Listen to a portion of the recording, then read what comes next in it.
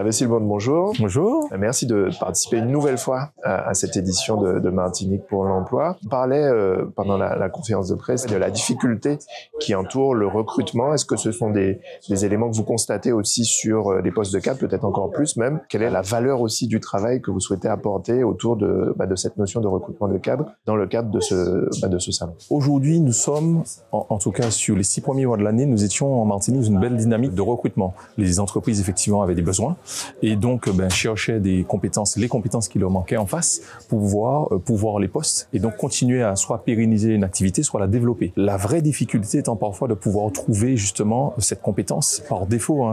Ils cherchent toujours en local. Pour certains postes et certaines fonctions, c'est vite pénurique. Un conducteur de travaux, un contrôleur de gestion, par exemple, sont des postes qui sont très pénuriques. Très souvent, on est obligé d'ouvrir le champ et donc d'aller chercher sur le national, donc la France hexagonale, notamment au travail du retour au pays. L'APEC est présente auprès d'associations, auprès aussi d'autres acteurs, type les universités qui sont sur l'hexagone, pouvoir leur dire on a besoin en fait de ces compétences et où qu'elles soient, qu'elles puissent revenir chez nous pour pouvoir répondre aux besoins de l'entreprise. Parce qu'il faut bien comprendre une chose, c'est très difficile pour une entreprise d'ouvrir un poste, notamment lié aux questions financières. On le fait pas pour le plaisir, on le fait parce qu'on a un besoin uniquement.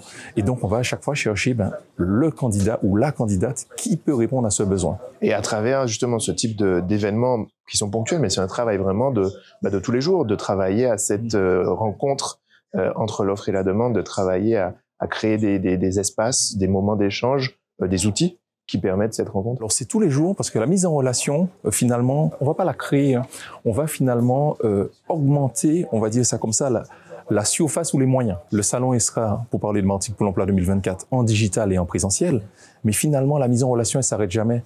C'est en permanence sur les réseaux sociaux.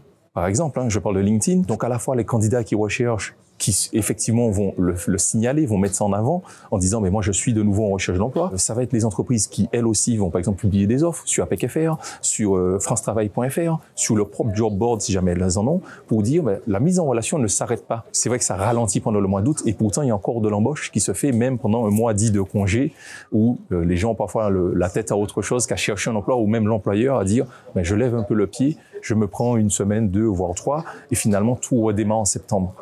Ça ne s'arrête jamais, ça peut avoir des moments de ralentissement, on le voit en août, on le voit en décembre, mais l'emploi ou finalement la mise en relation ne s'arrête jamais. Merci Monsieur Silbonne pour votre travail. Merci à vous, à bientôt. À bientôt.